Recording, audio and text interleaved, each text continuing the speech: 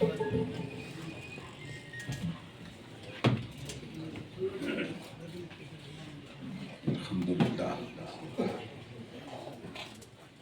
الحمدللہ الذی زین النبیین بحبیبہ المصطفیٰ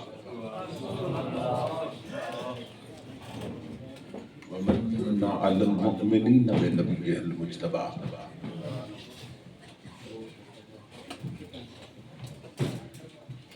الصلاة والسلام علی سیدنا ومولانا محمد خیر الورى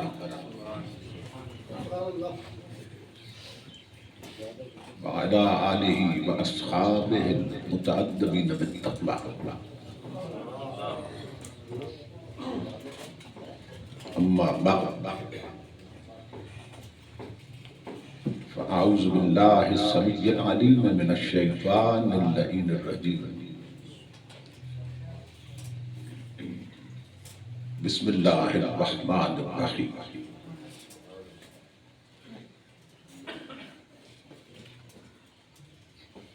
فاذکروا آلاء اللہ لعلکم تفلحون صدق اللہ مولانا العظیم ان اللہ وملائکتہ یصلون علی النبی یا ایہا الذین آمنوا صلوا علیہ وسلموا تسلیما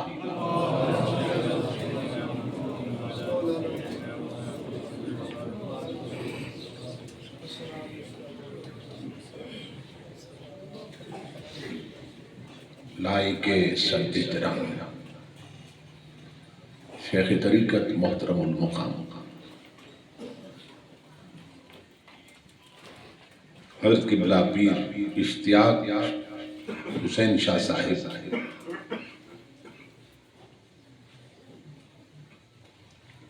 شیخ طریقت محترم المقام حضرت قبلہ پیر سید احسن محمود شاہ صاحب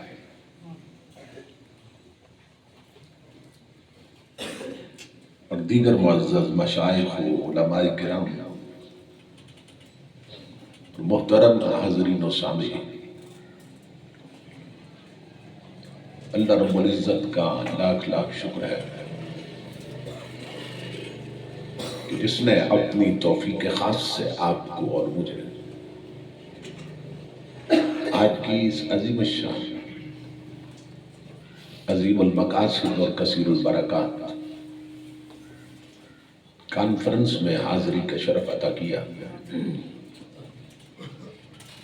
اور اپنا اور اپنے محبوب مکرم صلی اللہ تعالیٰ علیہ وآلہ وسلم کا ذکر پاک اور پیغام عظیم سننے اور سنانے کی توفیق عطا فرمائی۔ اس عظیم الشان پروگرام کے نظام پر میں آپ تمام حضرات کی خدمت میں بالعموم اور برادر محترم مجاہد ملت حضرت مولانا غلام حیدر صاحب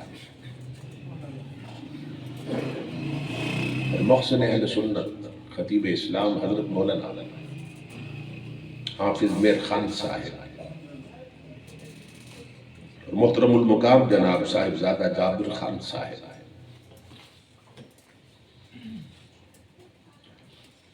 اور جے یو پی کے اور ٹی ایل پی کے جملہ کارکنان وابستگان سرپرستان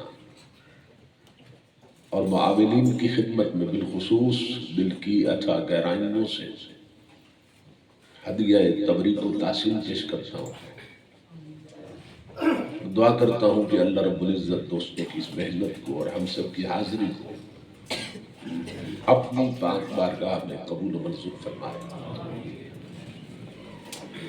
میں خطیب اسلام حضرت علامہ حافظ میر خان صاحب کا شکر گزار ہوں کہ جن کے حکم کی تعلیم میں تاریخ کا تعین ہوا اور میں اس پاکیزہ مجلس تک پہنچا ہوں۔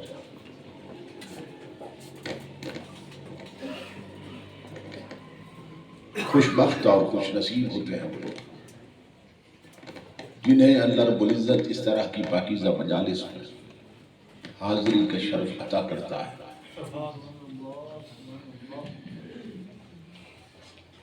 ان محافل میں خود آیا نہیں جاتا بلکہ بلایا جاتا ہے۔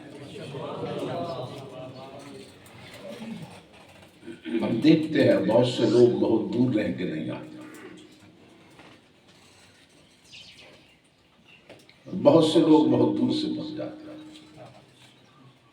قریب رہنے والے کئی محروم رہتے ہیں حاضری سے اور دور والے پہنچ جاتے ہیں۔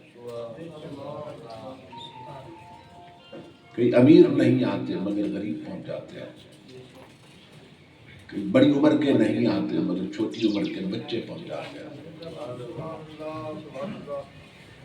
اس کے سوا کچھ نہیں کہا جا سکتا کہ اللہ اور اس کے محبوب کی یہ بارگاہ اتنی بلند بارگاہ ہے کہ یہاں آیا نہیں جاتا بلکہ بلایا جاتا ہے۔ اور یہ بھی اصول ہے کہ جب بلایا جاتا ہے پھر نوازا بھی جاتا ہے۔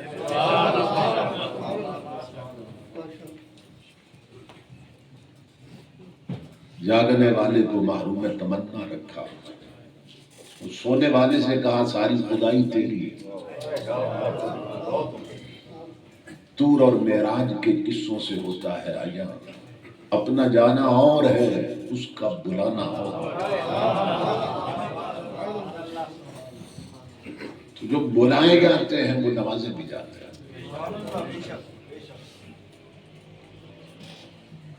مجوزہ عنوان پر گفتگو کے لیے میں نے قرآن حکیم کے جو الفاظ تلاوت کرنے کا شرف حاصل کیا ہے، ان میں اللہ رب العزت نے فرمایا کہ اس کی نعمتوں کا ذکر کیا جائے، اس کی نعمتوں کی باتیں کی جائیں، اس کی نعمتوں کو یاد رکھا جائے، اور نتیجتاً فرمایا کہ جو لوگ اس کی نعمتوں کو یاد رکھتے ہیں، نعمتوں کی قدر کرتے ہیں، وہ فلاح پا جاتے ہیں۔ علماء لغت کہتے ہیں کہ فلاح عربی زبان کا ایسا لفظ ہے جو دونوں جہانوں کی کامیابی پہ دلالت کرتا ہے، کہ جو فلاح پا جاتے ہیں کسی عمل کے نتیجے میں، اس کا مطلب یہ ہے کہ ان کے دونوں جہان سنور جاتے ہیں۔ اللہ رب العزت فرما رہا ہے کہ اس کی نعمتوں کو ذکر کیا جائے، اس کی نعمتوں کی باتیں کی جائے، اور ایمان سب سے بڑی نعمت ہے۔ یہ ذہن میں رکھیے، کچھ محبتیں ہیں جو کافر بھی کرتے ہیں اور مسلمان بھی کرتے ہیں،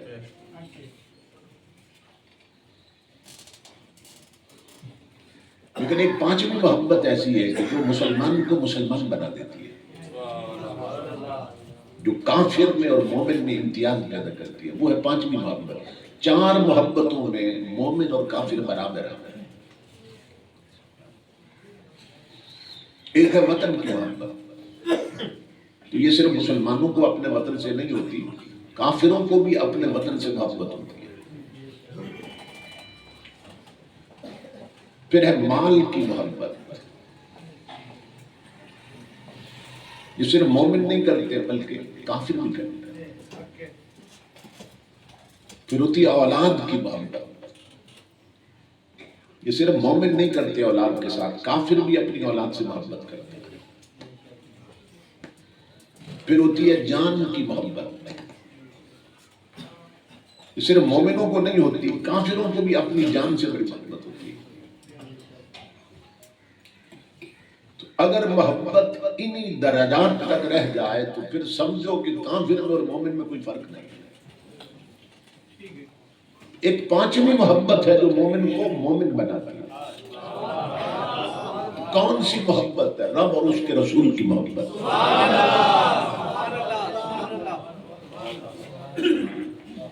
خدا کی محبت، اس کے رسول کی محبت۔ جس کو یہ نصیب ہو جائے وہ مومن ہے، جو محروم رہے وہ کافر۔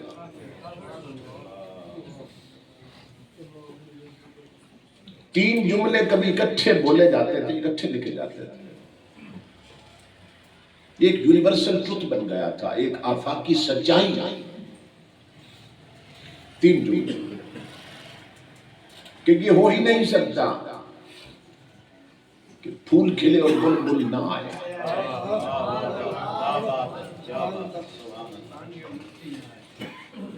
یہ ہو ہی نہیں سکتا کہ پھول کھلے اور بلبل نہ آئے۔ اور دوسرا جملہ یہ تھا، یہ ہو ہی نہیں سکتا شمع جلے اور پروانے نہ پہنچے۔ اور تیسرا جملہ یہ تھا کہ یہ ہو ہی نہیں سکتا کہ ذکر محمدی ہو اور دیوانے نہ پہنچے۔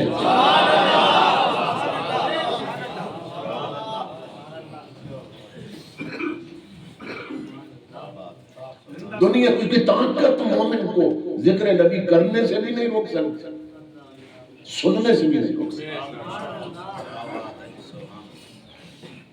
وہ ویل چیئر پر بیٹھنے والا عاشق رسول اس کا سب سے بڑا ثبوت بن گیا، جس نے معذوری کو مجبوری نہیں بننے بنی، عشق ہی اس کی مجبوری رہا۔ خود تو بیٹھا رہا، کروڑوں کو اس نے چلنا سکھا دیا۔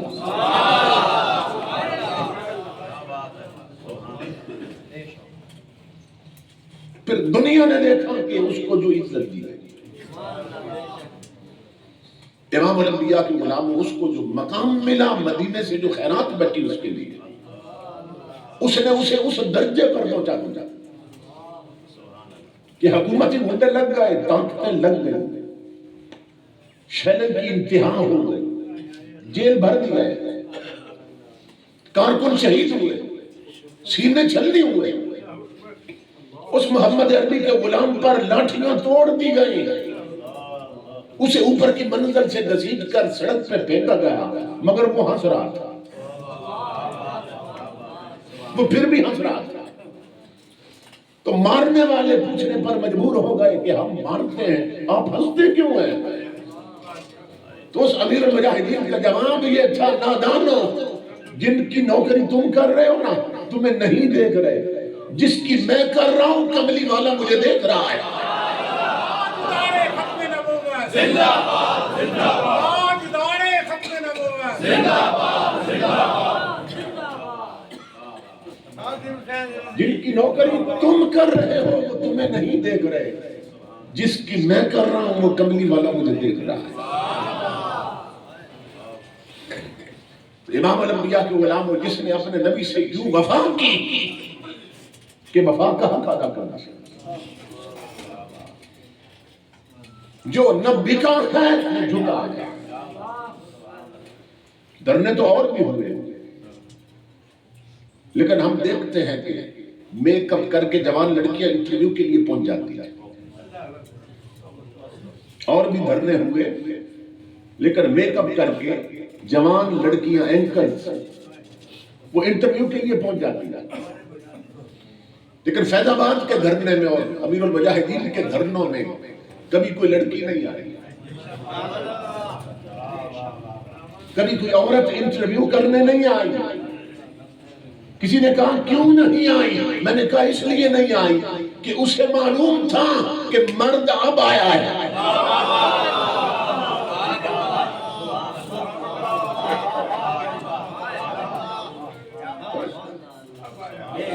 حضرت مولانا شاہ احمد نورانی صدیقی رحمت اللہ تعالیٰ جب اسمبلی میں بھٹو کے دور میں MNA تھے، جب آتے تھے آپ اسمبلی میں، جو عورتیں بیٹھی ہوتی نا بے تکلف، سروں سے دوپٹے اترے ہوتے اور ٹانگوں پہ ٹانگ چڑھا کے بیٹھی ہوتی، جب مولانا شاہ احمد نورانی صدیقی رحمت اللہ علیہ تشریف لاتے تو وہ سنبھل کے بیٹھ جاتی اور اپنے ساتھ ڈھانپ لیتی تھی۔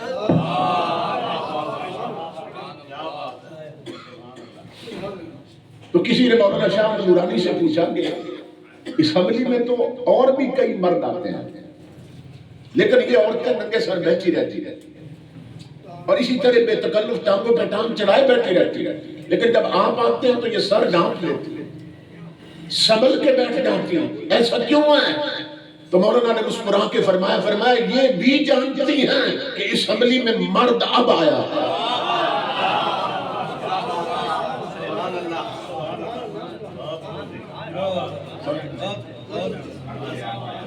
یہ جانتی ہے کہ مرد اب آیا ہے۔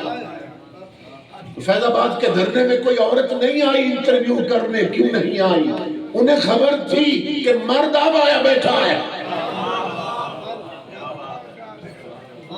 جس نے مردانگی دکھائی، جس نے تاجدار کائنات سے وفا کی امتحان کرا، جس کے کارکن شہید ہوئے، سینے چھلنی ہوئے، جس نے جیلیں کاٹی، امام الانبیاء کے غلاموں، جس کے مشن کو مٹانے کے لیے اور ذات کو مٹانے کے لیے پوری کوشش کر کے دیکھ لی گئی، مگر دنیا نے دیکھا جس کی خیرات مدینے سے آ رہی تھی، جو مصطفیٰ کے ٹکڑوں کا فقیر تھا، جب وہ دھرنے میں بولتا تھا امیر المجاہدین لگتا تھا، اور جب جنازہ اٹھائے تو امیر المومنین لگ رہا تھا۔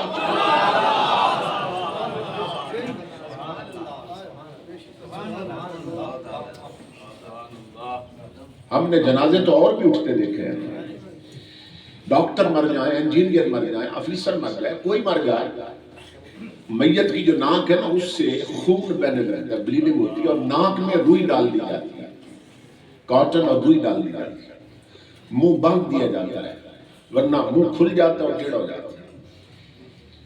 اسی طرح پھر میت اکڑ جاتی ہے، اس کی رنگت بدل جاتی ہے، لیکن امام الانبیاء کے غلام اس عاشق رسول کا جنازہ بھی تو 3 دن پڑا رہا ہے، نہ ناک میں روئی ڈالی جاتی ہے، نہ چہرہ باندھا گیا تھا، نہ رنگت بدلی ہے، نہ میت اکڑی ہے۔ تیسرے دن جب جنازہ اٹھا تو دنیا دیکھ کر حیران ہو گئی کہ آج بھی اس عاشق رسول کا چہرہ غلام اور موتیے کو شرما رہا تھا۔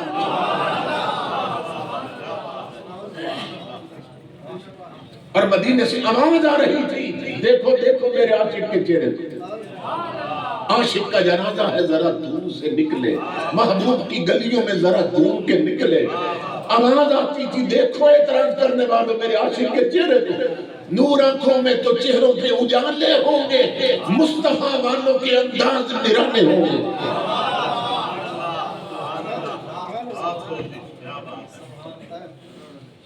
تاجدار کائنات کے عاشق ہر دور میں ان کے انداز نرانے رہے۔ امام الانبیاء کے غلاموں میں غازی علم الدین اور غازی مرید حسین کہ عرس کی محفلوں میں خطاب کے لیے گیا، تو جس کمرے میں مجھے بٹھایا گیا تھا نا، غازی مرید حسین کے مزار کے ساتھ ہی جس کمرے میں مجھے بٹھایا گیا، وہاں کوئی 90-100 سال کے قریب عمر کے ایک بزرگ بیٹھے تھے۔ تو جب تعارف ہوا تو انہوں نے فرمایا کہ میں غازی مرید حسین کا بچپن کا دوست ہوں، اور ہم اکٹھے حضرت غازی قلندر کے مرید ہوئے تھے جو سیال شریف کے خلفاء میں سے تھے، ان کے مرید ہوئے تھے۔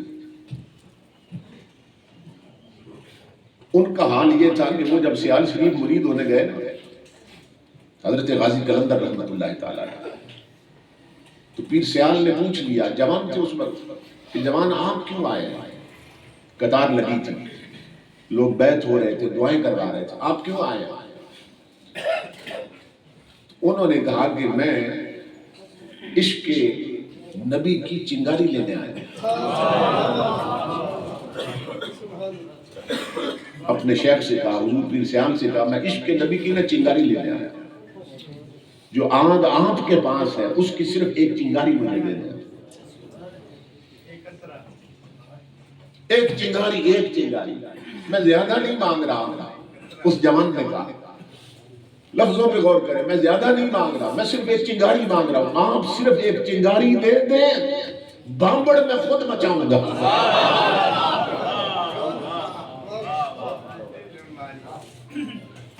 آپ عشق نبی کی صرف ایک چنگاری دے دیں مجھے، بامبڑ میں خود مچاؤں گا۔ حضور پیر سیال مسکرائے، فرمایا جوان بڑی مشکل شے مانگ رہے ہو، کوئی اور شے مانگ رہے ہو؟ عرض کی حضور میں تو یہی لینے آیا ہوں۔ تو حضور پیر سیال نے قریب کر کے ہاتھ پکڑا اور دل پہ ہاتھ پھیرا، فرمایا جاؤں پھر تجھے وہ چنگاری عطا کر دی۔ امام الانبیاء کے غلاموں ان کی سیرت کی کتابوں میں ہے کہ پیر سیال کے آستانے سے اٹھ کر نا جب سیال شریف کے اڈے تک ابھی نہیں پہنچے تھے کہ دل کے اوپر جو کپڑا ہے یہ جل کر راکھ ہو گیا تھا.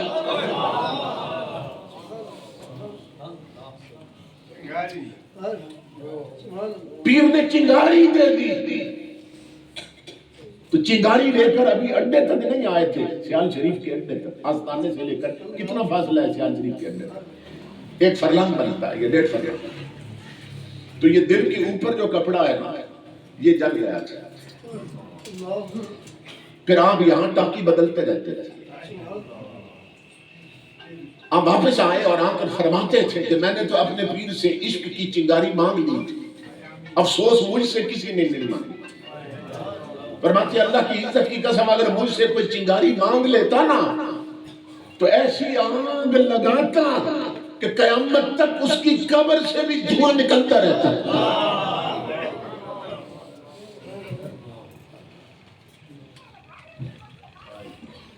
تو بزرگ مجھے فرمانے لگے جو 100 سال کے بیٹھے تھے نا غازی مرید حسین کے آستانے پر کہ میں مرید ہوا تو میرے ساتھ غازی مرید حسین بھی اسی دن مرید ہوئے تھے حضرت خالد کلندر کے ہاتھوں.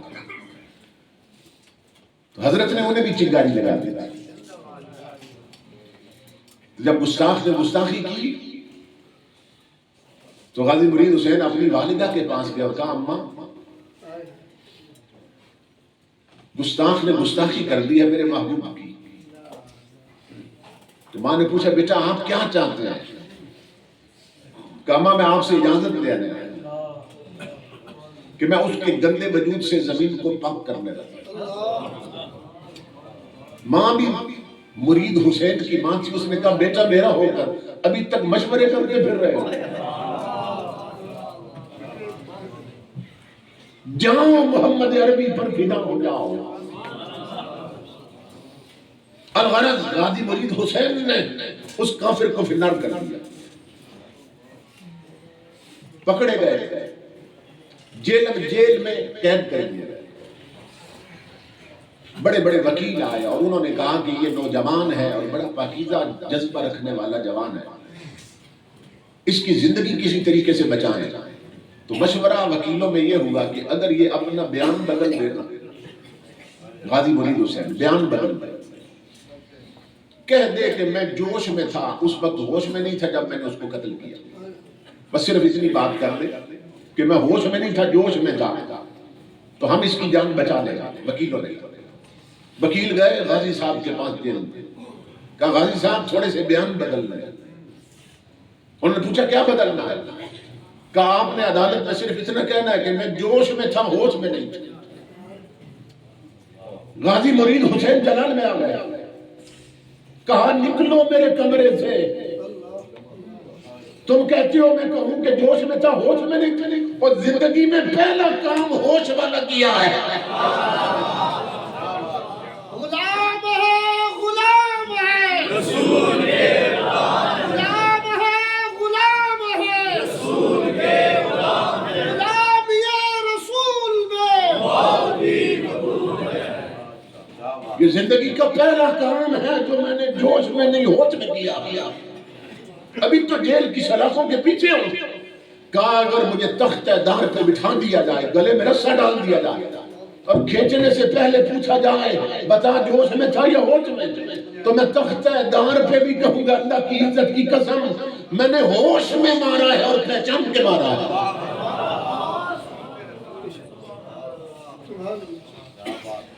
پہچان کے مارا ہے میں نے گستاخ رسول کو اور ہوش میں مارا ہے. وکیل بڑے پریشان ہوئے. انہوں نے کہا نوجوان ہے، اتنے پاکیزہ جذبے اور اتنا بہادر ہے، اس کی جان کیسے بچ سکتی ہے؟ انہوں نے کہا اس کے جو پیر ہے نا حضرت غازی کلندر، اگر وہ آ جائے نا اور وہ کہہ دے کہ بیٹا اپنے بیان بدل دو تو پھر غازی بیان بدل دے، اپنے پیر کی نہیں ٹالے. انہوں نے کہا یہ تو بہت کمال کا مشورہ دیا تم. غازی صاحب کو لینے گئے، پہلے تو وہ تیار نہیں ہو رہے تھے. الغرض لوگوں نے انہیں مجبور کر دیا کہ آپ مہربانی کریں، آپ کے 2 لفظ کہنے سے اس کی جان بچ جائے. حضرت غازی کلندر کو لے آئے تو پالکی اٹھا کر جب مرید حسین کے جیل کی سلاخوں کے پیچھے جب وہ کھڑے تھے، وہاں سامنے پہنچے نا، سین میں پالکی اتاری اور آپ نکلے پالکی سے اور ایک نظر ڈالی مرید حسین پر تو چیخ نکل گئی. دور ہی سے فرمانے لگے بیٹا مرید حسین، اور ٹکڑے ہو جانا، بیان نہ بدلنا.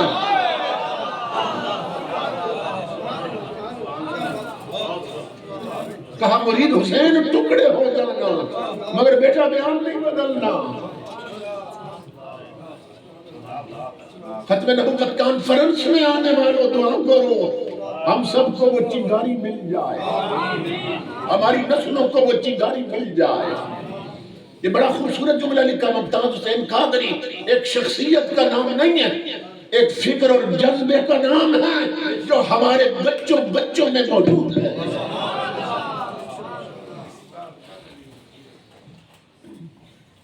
تو حضرت غازی قلندر نے آواز دی، بیٹا مرید حسین ٹکڑے ہو جانا، بیان نہ بدلنا. لوگ حیران ہو گئے، کہنے لگے پیر صاحب یہ آپ نے کیا کر دیا؟ جلتی پہ تیل ڈال دیا. آپ کو تو لائے تھے کہ اسے کہیں کہ بیان بدلے، اور آپ نے اور بڑھا دیا. تو حضرت غازی قلندر نے جو فرمایا وہ سنیے. فرمانے لگے اللہ کی عزت کی قسم آیا تھا سوچ کہ کہہ دوں گا بیان بدل لو تھوڑا سا، جان بچ جائے گا. لیکن جب میں پالکی سے اترا ہوں نا اور میری نظر پڑی ہے مرید حسین پر، تو سلاخوں کے پیچھے وہ اکیلا نہیں کھڑا تھا، مصطفیٰ کے بازوؤں میں تھا. سیدی مرشدی سیدی مرشدی غلام ہے غلام یہ رسول میں آیا تھا کہہ دوں کہ بیان بدل دے، مگر غازی مرید حسین اکیلا نہیں تھا، وہ تو کملی والے کے بازوؤں میں تھا. میں حضور کے سامنے کیسے کہہ دیتا کہ بیان بدل دو؟ یہ بڑے کرم کے ہیں فیصلے، یہ بڑے نصیب کی بات ہے. ابھی غازی ممتاز حسین قادری کو صرف 3 مہینے ہوئے تھے اڈیالہ جیل میں کہ ہمارے ایک عالم ملنے گئے نا بڑی اپروچ کے بعد. صرف یہ پوچھنا چاہتے تھے کہ غازی صاحب جس رسول نے پتھر مارنے والوں کو دعائیں دی ہیں، آپ نے تو اپنی جان قربان کر دی حضور پر، تو بتائیے مدینے سے کوئی خیرات ملی؟ جیل میں وقت کیسا بیت رہا ہے؟ تو غازی کی چیخ نکل گئی. کہا سوال کرنے والے آپ نے عجب سوال کر دیا. کہا سنیے اللہ کی عزت کی قسم، میں جب سے جیل میں آیا ہوں مجھے 12 بار دیدار مصطفیٰ نصیب ہو چکا ہے. لوگوں کی نظر میں جیل کی کوٹھڑی ہے، کملی والے نے میرے لیے مدینے کی گلی بنا دی کہ 3 مہینوں میں 12 بار دیدار مصطفیٰ نصیب ہو چکا ہے. اس لیے میرے آقا کے غلاموں جب حضور کے لیے بلایا جائے تو بچے لے کر پہنچو، تن من دھن لٹا دو. ختم نبوت کی تحریک یورپ پر تھی. حضرت حبیب بن زید حضور کے صحابی ہیں، تو وہ کافروں کی قید میں آ گئے. ان کی قید میں کہ جو اس کو نبی مانتے تھے جس نے نبوت کا جھوٹا دعویٰ کیا تھا، مسلمہ کذاب، تو قید میں آ گئے. مسلمہ کے دربار میں لائے گئے. مسلمہ نے کہا تم کس کو نبی مانتے ہو؟ اس نے کہا کہ میں حضرت محمد مصطفیٰ صلی اللہ علیہ وسلم اپنے آقا کو اپنا نبی مانتا ہوں اور آخری نبی مانتا ہوں. اس نے کہا تم مجھے بھی مانتے ہو کہ نہیں مانتے؟ کہا نہیں، تو جھوٹا ہے، حضور سچے ہے. اس نے کہا میرے منہ پہ مجھے جھوٹا کہتا ہے، میں دیکھتا ہوں تو کیسے بیان نہیں کرتا. اس نے کہا پکڑ لو اس کو، اس کا ایک ہاتھ کاٹ دو. حضرت حبیب بن زید کا ایک ہاتھ کاٹ دیا گیا، خون کے فوارے نکل گئے. مسلمہ نے کہا اب کہو کہ میں بھی اللہ کا نبی ہوں. تو ہاتھ کی طرف دیکھ کر فرمانے لگے تم یہ سمجھا ہے کہ ہاتھ کٹ گیا تو بیان بدل جائے گا؟ میں صرف حضور کو نہیں مانتا، میں حضور کی بھی مانتا ہوں. میرے آقا کہہ گئے میں آخری، میرے آقا نے فرمایا میں آخری نبی ہوں. تو اے مسلمہ تو جھوٹا ہے، کملی والے سچے ہیں۔ اس نے کہا اس کا دوسرا ہاتھ بھی کاٹ دیا، دوسرا ہاتھ نہیں کاٹ دیا، کہا اب مانو، کہا اب بھی وہی مانتا ہوں، حضور سچے ہیں تو جھوٹا ہے۔ اس نے کہا اس کا ایک پاؤں بھی کاٹ دو۔ اب تصور کرتے رہتے ہیں کہ عقیدہ ختم نبوت کے تحفظ کے لیے کیسی کیسی قربانیاں دی گئی۔ پاؤں کٹ گیا، کہا اب مانو، کہا تو جھوٹا ہے، حضور سچے ہیں۔ اس نے کہا دوسرا پاؤں بھی کاٹ، دوسرا پاؤں بھی کٹ گیا۔ جب دوسرا پاؤں کٹا نا، حضرت حبیب زمین پہ گر گئے۔ دونوں پاؤں جو کٹ چکے تھے، دونوں ہاتھ کٹ چکے تھے۔ کہنے لگا اب مانو تیری جان بچ سکتی۔ اس نے کہا نادان، تو غلط سمجھا ہے، تو سمجھتا ہے جان میری ہے، یہ میری نہیں ہے، جسم میرے میں ہے مگر مالک مصطفیٰ ہے۔ اس جان کے مالک حضور ہیں، تو جھوٹا ہے، حضور سچے ہیں۔ وہ تخت پر بیٹھ نہ سکا، اتنے جلال میں آ گیا مسلمہ کذاب کے، چھلانگ مار کے نا آپ گرے ہوئے تھے، آپ کے سینے پہ بیٹھ گیا اور لوگوں کو کہا کہ اس کو بازوؤں سے پکڑ لو، پکڑو اور اس کا منہ کھولو اور اس کی زبان باہر نکالو۔ اس نے خنجر لے کر زبان کاٹ دی۔ تصور کریں، دونوں ہاتھ کٹ چکے ہیں، دونوں پاؤں کٹ چکے ہیں، زبان کٹ چکی۔ کہا حبیب اب مانو کہ میں بھی رب کا رسول ہوں۔ اب بول تو سکتے نہیں تھے، سر جھٹک کر اشارہ کیا، تو جھوٹا ہے، حضور سچے ہیں۔ وہ خنجر لے کر آپ کے جسم پر کچوکے لگانے لگا، جگہ جگہ جسم زخمی کرنے لگا، کھال کھینچنے لگ گیا، کھال ادھیڑنے لگ گیا خنجر کے ساتھ۔ کہا اب مانو، فرمایا تو جھوٹا ہے، حضور سچے ہیں۔ جان دے دی، ایمان نہ دیا۔ اب توجہ طلب یہ بات ہے، امام الانبیاء کے غلاموں، یہ بچے کن ماؤں کی گود میں پلتے ہیں، اب سننے کی بات ہے۔ جب یہ خبر مدینہ پاک پہنچی نا، تو حضرت حبیب کی بوڑھی ماں کھڑی تھی، انتظار کر رہی تھی، مجاہد پلٹ کے آئے ہیں، میرا بیٹا بھی آیا کہ نہیں آیا۔ تو صحابہ کرام جو دیکھ رہے تھے نا کہ بوڑھی ماں کھڑی ہے حبیب کی، انہوں نے کہا کہ وہ پوچھے گی اپنے بیٹے کا کہ میرے بیٹے کا کیا بنا، تو میں تو نہیں بتا سکوں گا کہ اس کے بیٹے کے ساتھ کیا ہوا۔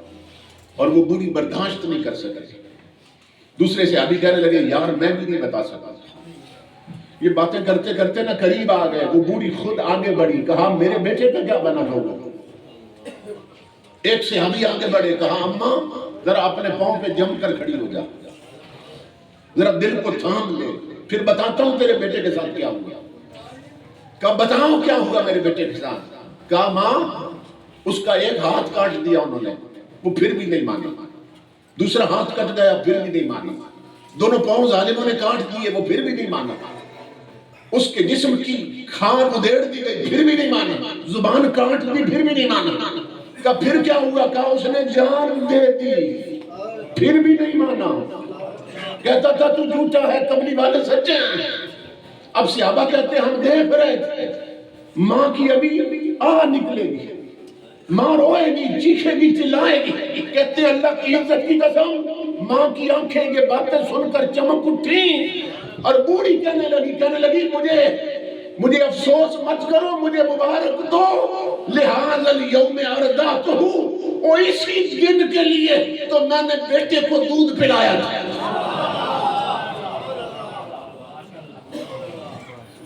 کملی والے غلاموں افسوس مت کرو، مجھے مبارک دو کہ اسی دن کے لیے تو میں حبیب کو دودھ پلاتی رہی۔ تو مسلمانوں کی ہر ماں بیٹے کو دودھ پلاتی ہے، تو یہی سبق پڑھانا چاہیے کہ سب کچھ حضور پر قربان ہو جائے۔ تاجدار کائنات کے غلاموں، اس وقت عالم اسلام پر، پورے عالم اسلام اور بالخصوص ہمارے پاکستان پر بڑا مشکل وقت آ چکا ہے۔ نشیمن ہی کے بکنے کا جو غم ہوتا تو کیا غم تھا، مگر ان بیچنے والوں نے گلشن بیچ ڈالا۔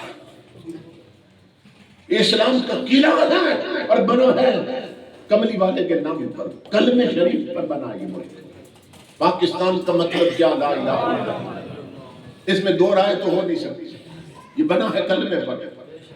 اور حضرت امیر المجاہدین فرماتے تھے کہ یہ سیدھی سی بات، جو بنا ہے لا الہ الا اللہ پر وہ بچ سکتا ہے محمد الرسول اللہ پر۔ ہزار بار الیکشن ہو ملک نہیں بچے گا، کیونکہ یہ کلمے کے نام پہ بنا ہے، یہ بنا ہے لا الہ الا اللہ پر، اور بچ سکتا ہے محمد الرسول اللہ پر۔ اس لیے اپنے دوستوں تک یہ پیغام پہنچاؤ، اپنی نسل میں یہ پیغام منتقل کرو، اور ان کی پیشانیوں میں سجدوں نور بھرو، ان کے پاؤں کو مسجدوں کے راستوں پہ چلنے کا عادی بناؤ۔ بچے کچھ سیکھنے کے قابل ہوں تو انگلش میڈیم سکولوں میں بعد میں بھیجو، ان کی گٹی میں مصطفیٰ کا قرآن پہلے ڈالو۔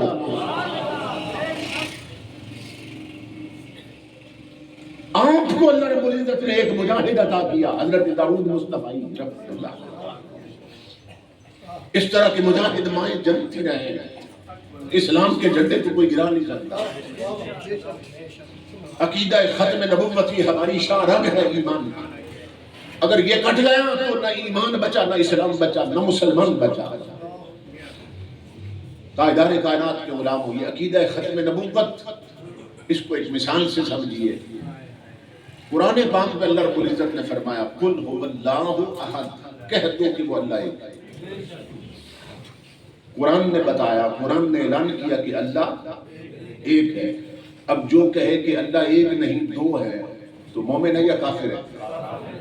کافر ہے۔ کیوں کافر ہے؟ اس لیے کہ اس نے قرآن کا انکار کر دیا۔ یہ ذہن میں رکھیے، قرآن کا منکر ہے اس لیے کافر ہے۔ اللہ ایک ہے قرآن کہتا ہے، وہ کہتا نہیں اللہ دو ہے۔ قرآن کا منکر اس لیے کافر ہے۔ قرآن کہتا ہے محمد الرسول اللہ، محمد اللہ کے رسول ہے۔ تو جو کہے محمد اللہ کے رسول نہیں ہے، مومن ہے یا کافر ہے؟ کافر ہے۔ کیوں؟ اس لیے کہ قرآن کا انکار کر رہا ہے، اور قرآن کا منکر کافر ہوتا ہے۔ اسی طرح قرآن کہہ رہا ہے وَلَٰكِن رسول اللہ وَخَاتَمَ النَّبِيِّينَ، کہ محمد صرف اللہ کے رسول نہیں بلکہ آخری نبی بھی ہیں۔ اور جو کہے حضور کے بعد مرزا ملعون بھی نبی ہے، وہ مومن ہے یا کافر ہے؟ کیوں کافر ہے؟ اس لیے کہ قرآن کا انکار کر رہا ہے، اور قرآن کا منکر مومن نہیں کافر ہوتا ہے۔ اور پھر کفر میں بھی فرق ہوتا ہے۔ امام الانبیاء کے غلاموں، عیسائی بھی کافر ہے، یہودی بھی کافر ہے، قادیانی بھی کافر ہے، مگر کفر میں فرق کیا ہے؟ فرق یہ ہے کہ قادیانی مرزائی یہ عیسائیوں اور یہودیوں سے بھی بڑے کافر ہیں۔ کہ بڑے کافر کیوں ہیں؟ اس لیے کہ یہودی کس کو نبی مانتے ہیں؟ موسیٰ علیہ السلام۔ یہودی بے شک کافر ہیں چونکہ ہمارے آقا کو نہیں مانتے ہیں۔ یہودی کافر ہیں مگر ان کے نبی تو اللہ کے سچے نبی ہیں، حضرت موسیٰ علیہ السلام۔ عیسائی کس کو مانتے ہیں؟ حضرت عیسیٰ علیہ السلام۔ تو عیسائی بے شک کافر ہیں مگر ان کے نبی عیسیٰ علیہ السلام تو اللہ کے سچے نبی ہیں۔ سمجھ رہے ہیں؟ یہودی کافر ہیں مگر ان کے نبی تو سچے نبی ہیں۔ عیسائی کافر ہیں مگر ان کے نبی تو سچے نبی ہیں۔ یہ قادیانی، یہ مرزائی اتنے بڑے کافر ہیں کہ یہ خود بھی جھوٹے ہیں، ان کا نبی بھی کافر اور جھوٹا ہے۔ اس لیے علماء نے لکھا ہے ان کا کفر یہودیوں سے بڑا کفر ہے، عیسائیوں سے بڑا کفر ہے۔ اور جو اتنا بڑا کافر ہے آج ہمارے ملک میں اس کو تحفظ دیا جا رہا ہے، جبکہ ہمارے ملک کے قانون میں یہ چیزیں لکھی جا چکی تھی کہ مرزائی اپنے مذہب کو اسلام نہیں کہہ سکتا کیونکہ یہ مسلمانوں کا مذہب ہے۔ مرزائی اپنی عبادت کی جگہ کو مسجد نہیں کہہ سکتا چونکہ یہ مسلمانوں کی عبادت گاہ کا نام ہے۔ یہ ہمارے قانون میں لکھا ہے کہ مرزائی اپنے مذہب کی تبلیغ نہیں کر سکتا ہے، یہ اپنی عبادت گاہ میں آذان نہیں دے سکتا ہے کیونکہ یہ کافر ہے۔ اور یہ ہمارے قانون میں لکھا ہے کہ اس کو مسلمانوں کے مر جائے تو قبرستان میں دفن نہیں کر سکتے ہو کیونکہ یہ کافر ہے، اور قبرستان مومنوں کا ہے۔ جو اتنا بڑا کافر ہے قانون کی نظر میں، آج وہ قانون کھٹک رہا ہے۔ کن کو کھٹک رہا ہے؟ کہ جن کے منہ میں یورپ کے ٹکڑے ہیں، اور جو یورپ کے غلام ہیں اور ان کے ٹکڑوں پہ پلنے والے، مگر وہ بھول گئے کہ پاکستان میں اکثریت ان کی نہیں جو یورپ کے ٹکڑوں پہ پلتے ہیں، یا ان کی اکثریت ہے جو مدینے کے ٹکڑوں پہ پلتے ہیں۔ اس لیے میرے آقا کے غلاموں، یہ پیغام ہے تجھ کو سنبھلنا تو ہے اب وقت سنبھل جا۔ اکٹھے ہو جاؤ دین بچانے کے لیے، ایمان بچانے کے لیے، عقیدہ ختم نبوت بچانے کے لیے اکٹھے ہو جاؤ۔ ہے تجھ کو سنبھلنا تو ہے اب وقت سنبھل جا، اے بحر عمیق اپنے کناروں سے اچھل جا۔ غافل تجھے پا کر لے آئے ہیں پھر جان، تو باغ ہے بلبل نہیں بستان سے نکل جا۔ باطل سے نہ ڈر جنگ کے میدان میں اتر جا، رکھ حق پہ نظر ماہ و سریا سے گزر جا۔ کی تجھ کو حسین ابن علی نے یہ وصیت، مرنا ہے تو ڈر موت سے، جینا ہے تو مر جا۔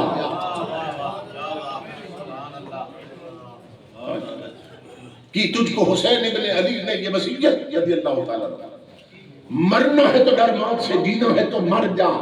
تقدیر الہی کے نوشتے بھی وہی ہیں، اللہ بھی وہی، اس کے فرشتے بھی وہی ہیں، اتریں گے ملائک تیری امداد کو اب بھی، گر ذات خدا سے تیرے رشتے بھی وہی ہیں۔ کملی والے سے اپنے عشق کے رشتے پھر بحال کرو، یہ ڈوریاں پھر قائم کرو مدینے کے ساتھ، تو پھر کسی کو ہمت اور جرت نہیں ہوگی کہ تاجدار کائنات کی عظمتوں پر انگلی اٹھا سکا۔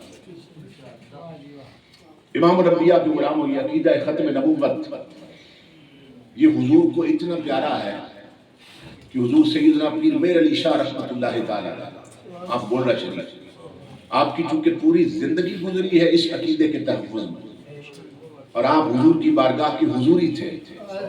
آپ کہتے ہیں کہ میرا مشاہدہ یہ ہے کہ جو شخص عقیدہ ختم نبوت کے تحفظ کے لیے 2 قدم بھی چلتا ہے نا، اس کی پشت پر شاباش کے لیے کملی والے کا ہاتھ ہوتا ہے۔ عقیدہ ختم نبوت آقا کو اتنا عزیز ہے، اتنا پیارا ہے کہ جو اس کے تحفظ کے لیے 2 قدم بھی چل پڑے، اس کی پشت پر حضور شاباش کے لیے ہاتھ رکھتے ہیں۔ تو جو 2 قدم چلے امام الانبیاء کے غلام، اس کی پشت پہ ہاتھ ہیں، تو جو زندگی وقف کر دے اسی عقیدے کے تحفظ کے لیے، اس پر حضور کی عطائیں کتنی ہوں گی۔ یہ جب تحریک چل رہی تھی نا پاکستان میں، تو ایک شخص تھا جو قادیانیوں کے ساتھ اٹھنے بیٹھنے لگ گیا۔ اس کے بچے بیان کرتے ہیں کہ ہماری ماں جو تھی بڑی نیک خاتون تھی، اور وہ ہمیں مسلح پہ بٹھا کر رو رو کے دعائیں مانگتی تھی کہ مولا یہ آگ میرے گھر تک پہنچنے والی ہے، کہ اگر میرا خامد قادیانی بن گیا، جو اٹھتا بیٹھتا ہے قادیانیوں کے ساتھ، تو پھر یہ ہے کہ ایسا نہ ہو میرے بچوں کو بھی قادیانی بنا دینا، تو میرے گھر کو بچا لے لٹنے سے۔ تو بچے کہتے ہیں کہ ماں ہمیں اچھے اچھے کھانے پکا کے دیتی تھی، اور ساتھ کہتی تھی کہ 5 وقت تم نے مصلی پہ میرے ساتھ بیٹھنا ہے، اور تم نے صرف ایک وظیفہ کرنا ہے 100 بار۔ ماں وظیفہ سکھاتی تھی بچوں کو۔ وظیفہ کیا کرنا ہے کہ حضرت محمد آخری نبی ہے، حضرت محمد آخری نبی ہے، حضرت محمد آخری نبی ہے صلی اللہ علیہ وسلم۔ کاش مائیں ایسے وظائف دیا کرے بچوں، وہ بھی ماں ہے، دیکھ رہی ہے خامد قادیانیوں کے ساتھ اٹھنے بیٹھنے لگ گئے، تو کہیں یہ قادیانیت یہ میرے گھر تک نہ پہنچے، بچوں کو سبق اور وظیفہ پڑھا رہی ہے۔ حضرت محمد آخری نبی صلی اللہ علیہ وسلم، حضرت محمد آخری نبی ہے۔ وہ بچے کہتے ہیں کہ ماں کے اس وظیفے اور دعاؤں کے صدقے میں اللہ رب العزت نے ہمارے باپ کو ہدایت عطا کی، اور اس نے اٹھنا بیٹھنا چھوڑ دیا، ہمارا گھر بچ گیا۔ لیکن جو اگلی بات ہے وہ توجہ طلب، کہتے ہیں ہماری والدہ فوت ہو گئی، تو ہم سب بچوں نے ایک ہی رات میں ایک خواب دیکھا۔ وہ خواب کیا تھا کہ ہم نے دیکھا کہ ہماری ماں سونے کے محل میں، سونے کے تخت پر بیٹھ کر سونے کے قرآن کی تلاوت کر رہی ہے، سونے کے محل میں بیٹھی ہے جنت، اور سونے کے تخت پر بیٹھی ہے، اور اس کے سامنے سونے کا قرآن کھلا، اس کی تلاوت کر رہی ہے۔ تو ہم قریب گئے، ہم نے کہا ماں یہ کہاں سے ملا تجھے سونے کا محل، سونے کا تخت، سونے کا قرآن؟ تو کہتے ہیں اللہ کی عزت کی قسم، ماں کا جواب تھا بیٹو وہ جو ختم نبوت کے تمہیں وظیفے کروائے یہ اس کا اجر عطا کیا گیا.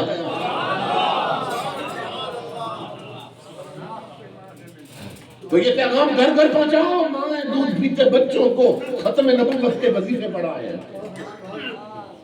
دفتر میں ہو تو ختم نبوت کے اسٹیکر لگاؤ، ختم نبوت کی باتیں کرو، ہر کام تک محمد عربی کا یہ پیغام پہنچاؤ کہ میں آخری نبی ہوں، میری امت آخری امت ہے، میرا قبلہ آخری قبلہ ہے، میرا قرآن آخری کتاب ہے، اور میں آخری نبی ہوں، میرے بعد کوئی نبی نہیں ہے.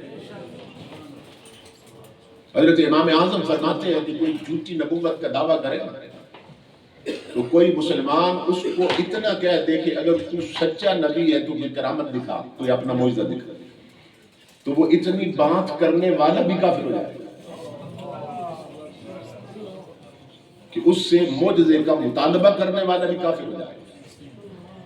کیوں؟ اس لیے کہ وہ عقیدے میں تشکیک اور شک کا شکار تھا. اسے چاہیے یہ تھا کہ وہ جب سنتا کسی کو بھی کہ دعویٰ نبوت کیا، وہ کہتا تو جھوٹا ہے، بات ہی ختم ہو گئی. معجزے کی بات ہی نہ کرتا، وہ کہتا تو جھوٹا ہے، کیونکہ حضور فرما گئے حضور آخری نبی ہیں، ان کے بعد کوئی نبی نہیں آئے گا. تلا گنگ میں ختم نبوت کانفرنس ہو رہی تھی، تو وہاں جو آتے تھے نا مائک پر، وہ یہ کہتے تھے کہ جو مرزا قادیانی تھا اس نے یہ بھی جھوٹ بولا تو جھوٹا بھی نبی ہو سکتا ہے، اس نے یہ جھوٹ بولا فلاں مقام پر تو جھوٹا بھی نبی ہو سکتا ہے. اس طرح باتیں کر رہے تھے. جب میرا خطاب کرنے کا وقت آیا تو میں نے انہیں کہا، میں نے کہا یہ بات ہم قادیانیوں سے کریں گے جب قادیانی سامنے بیٹھے ہوں. جب قادیانیوں سے بات ہونا تو پھر انہیں جھوٹ دکھائیں گے مرزے کے، تم اس کو نبی مانتے ہو تو دیکھو اس نے یہ جھوٹ بھی بولا ہے تو جھوٹا بھی نبی ہو سکتا ہے، اس نے فلاں جگہ پہ یہ جھوٹ بولا ہے تو کیا جھوٹا بھی نبی ہو سکتا ہے. یہ بات قادیانیوں سے کریں گے. تو اب ختم نبوت میں کوئی قادیانی نہیں بیٹھا کانفرنس میں. میں نے کہا یہاں ہم بات یوں نہیں کریں گے، یہاں یوں بات کریں گے کہ اگر وہ جھوٹا تھا مرزا، اگر سچا ہوتا تب بھی نبی نہیں ہو سکتا تھا. سمجھ رہے؟ اس نے فلاں مقام پر جھوٹ بولا، اگر وہ سچ بولتا تب بھی نبی نہیں ہو سکتا تھا. کیوں؟ جب مدینے والا فرما گیا میرے بعد کوئی نہیں، تو پھر ان کے بعد کوئی نہیں ہے.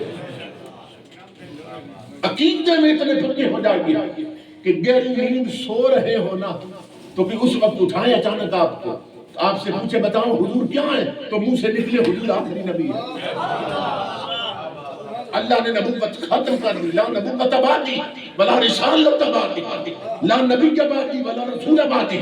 امام الانبیاء فرماتے ہیں میرے بعد نہ نبی ہے نہ نبوت ہے، میرے بعد نہ کوئی رسول ہے نہ رسالت، میں آخری نبی ہوں. اسی پر بات ختم کرنا. عقیدے میں اتنے پختہ ہو جائیں کہ تاجدار کائنات سے ہٹ کر کوئی بات ہی نہ کی جائے، کوئی بات ہی نہ کی جائے. امیر المجاہدین پنجابی میں ایک جملہ فرماتے تھے کہ حضور سے محبت کرو انے واہ محبت کرو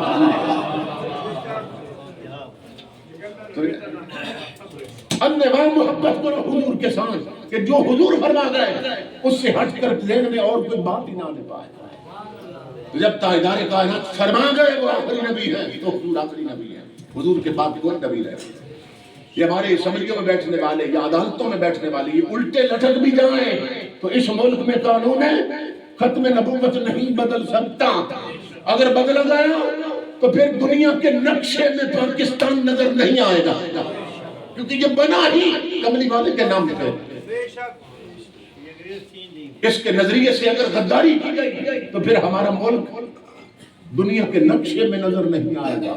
تاجدار کائنات کے غلاموں یہ بچا ہوا ہے تو تاجدار کائنات کے نالین کے صدقے میں بچا ہوا ہے. اس لیے ہمیں چاہیے کہ عقیدہ ختم نبوت کا پرچار کریں، عقیدہ ختم نبوت کی دھوم مچا دیں، سٹیکر بنوائیں، جہاں جہاں دکان پہ بیٹھتے ہیں دکان پہ لگا لیں، آفس میں بیٹھتے ہیں آفس میں لگا لیں، اپنے ڈیرے پہ زمینوں پہ قائم کرتے ہیں تو اگر جنگل میں ڈیرے پر بھی جائیں تو وہاں ختم نبوت کا سٹیکر لگاؤ کہ حضور آخری نبی ہے. تو میں مبارکباد دیتا ہوں کہ آپ حضرات نے موسم کی شدت کے باوجود اور سختی کے باوجود اتنی محبت کے ساتھ اس پروگرام کو سنا اور اتنی کثرت کے ساتھ آپ تشریف لائے، ماشاءاللہ لا قوت الا باللہ۔ اللہ رب العزت حضرت علامہ حافظ میر خان صاحب، علامہ غلام حیدر صاحب اور جابر خان صاحب اور ان تمام دوستوں کو سلامت رکھے، اور آپ دوستوں کو سلامت رکھے کہ جن کے دم قدم سے یہ دینی تعلیمات قائم ہیں، دائم ہیں اور ان کی تبلیغ ہو رہی ہے۔ اللہ رب العزت سب کا آنا قبول فرمائے اور سب کی حاضری کو شرف قبولیت سے نوازے۔ وما علینا الا البلاغ۔